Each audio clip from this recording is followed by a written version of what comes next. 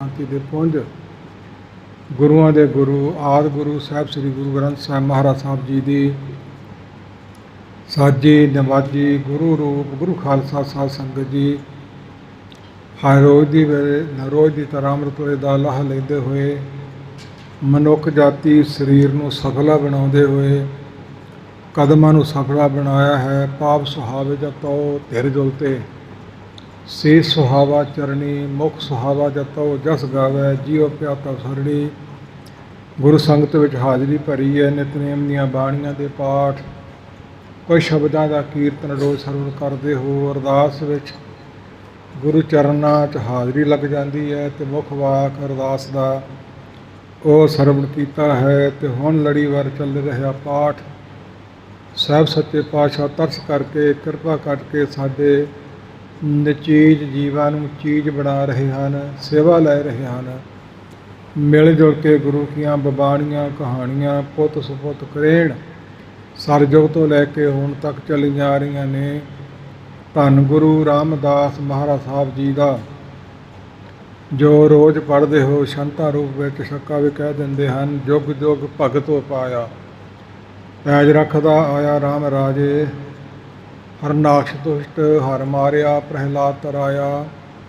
ਅਹੰਕਾਰੀਆਂ ਨਿੰਦਕਾਂ ਪਿੱਠ ਦੇ ਨਾਮ ਦਿਓ ਮੁਖ ਲਾਇਆ। ਜਨ ਨਾਨਕ ਐਸਾ ਹਰ ਸੇਵਿਆ ਅੰਤ ਲੈ ਛੁਡਾਇਆ। ਜੁਗ ਦਾ ਅਰਥ ਦੋ ਹੁੰਦਾ ਹੈ ਅਤੇ ਦੋ ਵਾਰੀ ਜੁਗ ਜੁਗ ਅਰਥ ਚਾਰ ਹੋ ਗਿਆ। ਭਗਤ ਉਪਾਇਆ ਭਗਤ ਪੈਦਾ ਕੀਤੇ ਜਿਹੜੇ ਸਰਯੁਗ ਵਿੱਚ ਕੀਤੇ ਉਹ ਧਰੂ ਭਗਤ ਅਤੇ ਪ੍ਰਹਿਲਾਦ ਭਗਤ ਅਤੇ ਹੋਰ ਯੁੱਗਾਂ ਵਿੱਚ ਵੀ ਮਹਾਰਾਜ ਸਾਹਿਬ ਥੋੜ੍ਹੀਆਂ ਥੋੜ੍ਹੀਆਂ ਪੰਕਤੀਆਂ ਅੰਦਰ ਕੁੱਜੇ 'ਚ ਸਮੁੰਦਰ ਪਾ ਕੇ ਸਾਨੂੰ ਦੇਣਾ ਕੀਤਾ ਹੈ। ਨਾਮ ਮੁੱਕਣ ਵਾਲਾ ਸ੍ਰੇਸ਼ਟ ਖਜ਼ਾਨਾ। ਸੋ ਇਸ ਪ੍ਰਕਾਰ ਕਲਯੁਗ ਦੀ ਗੱਲ ਦੱਸਦੇ ਹਨ। ਜਿਵੇਂ ਹੰਕਾਰੀਆਂ ਨਿੰਦਕਾਂ ਨੂੰ ਪਿੱਠ ਦੇ ਕੇ ਅਤੇ ਨਾਮਦੇਵ ਨੂੰ ਮੁਖ ਲਾਇਆ ਸੀ। ਲੰਬੀ ਚੌੜੀ ਸੁੰਦਰ ਦਾਸਾ ਕੀ ਹੈ। ਫੇਰ ਦਿਆ ਦਿਹਰਾ ਨਾਮੇ ਕੋ ਪੰਡੀਅਨ ਕੋ ਪਿਸ਼ਵਾਰਲਾ। ਥੋੜ੍ਹੀਆਂ ਪੰਕਤੀਆਂ ਵਿੱਚ ਬਹੁਤਾ ਕੁਛ ਮਹਾਰਾਜ ਸਾਹਿਬ ਨੇ ਕਥਨ ਕਰ ਦਿੱਤਾ ਹੈ। ਭਾਈ ਗੁਰਦਾਸ ਜੀ ਨੇ ਵੀ ਕੋਈ ਕਸਰ ਨਹੀਂ ਛੱਡੀ। ਦਸਮ ਗ੍ਰੰਥ ਥਾਹਾ ਹੈ ਗੰਮੀ ਵਚਨ ਨੇ ਜਿਹੜੇ ਆਮ ਤੁਹਾਨੂੰ ਕਿਤੇ ਵੀ ਨਹੀਂ ਮਿਲ ਸਕਦੇ। ਉਹ ਕਲਗੀਧਰ ਪਿਤਾ ਮਹਾਰਾਜ ਸਾਹਿਬ ਜੀ ਨੇ ਲਿਖਵਾ ਦਿੱਤੇ ਅਤੇ ਲਿਖ ਦਿੱਤੇ। ਆਦਿ ਗੁਰੂ ਗ੍ਰੰਥ ਸਾਹਿਬ ਦੀ ਪਵਿੱਤਰ ਬਾਣੀ ਸਾਂਝੀ ਵਾਲਤਾ ਜਣਾਉਣ ਵਾਲੀ ਸੋ ਸਦਾ ਆਪਾਂ ਨੂੰ ਪ੍ਰਾਪਤ ਹੁੰਦੀ ਹੈ ਅਤੇ ਗਾਹ ਹੁੰਦੀ ਰਹੇਗੀ। ਇਸ ਵਿੱਚ ਸਾਹਿਬ ਸੱਚੇ ਪਾਤਸ਼ਾਹ ਜੀ ਸੋ ਧਰੂ ਭਗਤ ਅਤੇ ਪ੍ਰਹਿਲਾਦ ਭਗਤ ਅਤੇ ਹੋਰ ਭਗਤਾਂ ਦੀਆਂ ਵਿਚਾਰਾਂ ਸਾਨੂੰ ਸਰਵਣ ਕਰਾਉਣਗੇ। ਮਾਰੂ ਰਾਗ ਮਹੱਲਾ ਸਰੂਪ ਤਥਾ ਪਾਤਸ਼ਾਹ ਕਿਹੜੇ ਪੰਜਵੇਂ ਪੱਪਾ ਜੇਜਾ ਵਵੇ ਕੰਨਾ ਪੰਜਵੇਂ ਪਾਤਸ਼ਾਹ ਗੁਰੂ ਅਰਜਨ ਸਾਹਿਬ ਜੀ। ਗੁਰੂ ਨਾਨਕ ਦੀ ਜੋਤ ਸਰੀਰ ਬਦਲੇ ਨੇ ਵੱਖਰੇ ਵੱਖਰੇ। ਭਾਗਾਂ ਵਾਲਿਆਂ ਨੇ ਇੱਕੋ ਸਰੂਪ ਮੰਨਿਆ ਅਤੇ ਭਾਗਾਂ ਤੋਂ ਹੀਣਿਆਂ ਨੇ ਭਿੰਨ ਭਿੰਨ ਮੰਨ ਲਿਆ ਹੈ। ਕੀ ਕਹਿੰਦੇ ਨੇ ਮਹਾਰਾਜ ਸਾਹਿਬ। ਪਾਂਚ ਬਰਖ ਕੋ ਅਨਾਥ ਧਰੂ ਬਾਰਿਕ ਹਰ ਸਿਮਰਤ ਅਮਰ ਅਟਾਰੇ। ਵੀ ਬਾਲਕ ਅਵਸਥਾ ਵਿੱਚ ਪ੍ਰਾਪਤੀ ਹੋ ਜਾਣੀ ਨਾਮੁਮਕਿਨ ਬੜੀ ਕਠਿਨ ਅਤੇ ਔਖੀ ਗੱਲ ਹੈ। ਸਾਡੀ ਬਾਲਕ ਅਵਸਥਾ ਲੰਘ ਚੁੱਕੀ ਹੈ, ਜਵਾਨੀ ਲੰਘ ਚੁੱਕੀ ਹੈ, ਪ੍ਰੌਢੀ ਅਵਸਥਾ ਲੰਘ ਚੁੱਕੀ ਹੈ ਅਤੇ ਬਿਰਧ ਹੋ ਗਏ ਹਾਂ। ਨੈਣੋ ਨੀਰ ਬਹੇ ਤਨ ਖੀਨਾ ਭਏ ਕੇਸ ਦੁੱਧਵਾਨੀ। ਰੋਧਾ ਕੰਠ ਸ਼ਬਦ ਨਹੀਂ ਉਚਰਿਆ। ਅਬ ਕਿਆ ਕਰੇ ਪ੍ਰਾਨੀ ਦੀ ਹਾਲਾਤ ਬਣੀ ਹੈ। ਸਿਰ ਕੰਪਿਓ ਪੱਗ ਡਗਮਗੇ ਨੈਣ ਜੋਤ ਤੇ ਹੀਨ। ਇਹ ਹਾਲਾਤ ਹੋ ਚੁੱਕੀ ਹੈ।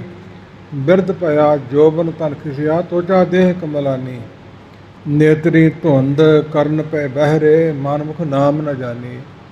ਤੋਚਾ ਖਲੜੀ ਜਿਹੜੀ ਹੈ ਸਰੀਰ ਦੀ ਝੁਰੜੀਆਂ ਪੈ ਗਈਆਂ ਨੇ। ਮਾਸ ਘਲ ਚੁੱਕਿਆ ਹੈ। ਸਿਰ ਹਿੱਲੀ ਜਾਂਦਾ, ਹੱਥ ਕੰਬੀ ਜਾਂਦੇ ਹੈ, ਪੈਰ ਚੰਗੀ ਤਰ੍ਹਾਂ ਤੁਰਦੇ ਨਹੀਂ। ਪਰ ਨਾਮ ਅਜੇ ਵੀ ਨਹੀਂ ਜਪਦੇ ਅਤੇ ਨਹੀਂ ਸੁਣਦੇ। ਕੂੜ ਕਪਟ ਹੰਕਾਰ ਰਿਝਾਨਾ ਨਾਮ ਸੁਧ ਜਨ ਵਿਸ਼ੂ ਡਸਾਨਾ। ਅਤੇ ਬਾਲਕ ਅਵਸਥਾ 'ਚ ਹੀ ਇੰਨੀ ਲਿਵ ਲੱਗ ਗਈ। ਨਹੀਂ ਛੋਡੂ ਰੇ ਬਾਬਾ ਰਾਮ ਨਾਮ ਮੇਰੋ ਔਰ ਪੜਨ ਸੋ ਨਹੀਂ ਕਾਮ। ਮੋਕੋ ਘਾਲ ਜਾਲ ਭਾਵੇਂ ਮਾਰ ਡਾਰ ਹਰਾਮ ਛੋਡੇ ਅਤੇ ਗੁਨਹਗਾਰ। ਪ੍ਰਹਿਲਾਦ ਜੀ ਨੇ ਕਹਿ ਦਿੱਤਾ ਸੀ ਅਤੇ ਧਰੂ ਭਗਤ ਦੀ ਗੰਮੀ ਸ਼ਕਤੀ ਪਰਮੇਸ਼ਰ ਦੀ ਬਖਸ਼ੀ ਨਾਮ ਵਿੱਚੋਂ ਪ੍ਰਾਪਤ ਹੋਈ। ਉਤਾਨ ਪਾਨ ਪਿਤਾ ਦੇ ਖੇਡਦਾ ਹੋਇਆ ਆ ਕੇ ਗੋਦੀ ਵਿੱਚ ਬੈਠ ਗਿਆ ਤੇ ਮਤਰੇਈ ਮਾਂ ਨੇ ਝਿੜਕ ਕੇ ਬਾਹੋਂ ਪਕੜ ਕੇ ਕੱਢ ਦਿੱਤਾ। ਸਕੀ ਮਾਂ ਕੋਲ ਆ ਕੇ ਹੌਕੇ ਲੈਂਦਾ ਪੁੱਛਣ ਲੱਗਾ, ਕੀ ਗੱਲ ਮਾਤਾ, ਤੂੰ ਮੇਰੇ ਪਿਤਾ ਨੂੰ ਵਿਆਹੀ ਨਹੀਂ, ਰਾਣੀ ਨਹੀਂ? ਕਹਿੰਦੀ, ਹਾਂ ਰਾਣੀ ਹਾਂ, ਰਾਜੇ ਦੀ ਪੁੱਤਰੀ ਹਾਂ, ਤੇਰੇ ਪਿਤਾ ਰਾਜੇ ਨੂੰ ਵਿਆਹੀ ਹਾਂ ਤੇ ਵੱਡੀ ਹਾਂ, ਰਾਣੀ ਹਾਂ। ਫਿਰ ਮੇਰੀ ਇਹ ਨਰਾਦਰੀ ਕਿਉਂ ਹੋਈ? ਨਰਾਦਰੀ ਤੇ ਐਵੇਂ ਹੋਈ ਹੈ ਜਿਵੇਂ ਇਹਨਾਂ ਦੇ ਘਰ ਵਿੱਚ ਰੀਤਾ ਗੋਲੀ ਰਹਿੰਦੀ ਹੋਵੇ। ਸੋ ਗਲਤ ਪਾਸੇ ਪੁੱਤਰ ਦਾ ਖਿਆਲ ਨਹੀਂ ਜਾਣ ਦਿੱਤਾ।